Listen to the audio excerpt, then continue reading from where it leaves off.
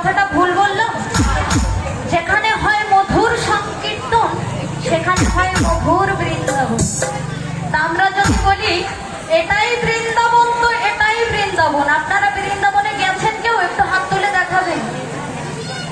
মোটামুটি তো সবাই গেছেন বৃন্দাবনে। বাবা, বৃন্দাবনে হরিনাম কি এমন ভাবে হয়, বসে বসে হয়? তাহলে এখানে কেন হচ্ছে? আমি মায়েদেরকে, বাবাদেরকে হাত জড়ো করে বলবো যে নাচানাচি কাউকে করতে হবে না, নাচ করার কারোর দরকার নেই, কিন্তু একটা বার আমার সাথে একটু উঠে দাঁড়িয়ে একটা বার আমার প্রাণ কৃষ্ণের জন্য হরিনাম করবেন। একটা বার সবাই মিলে একটা বার নাচতে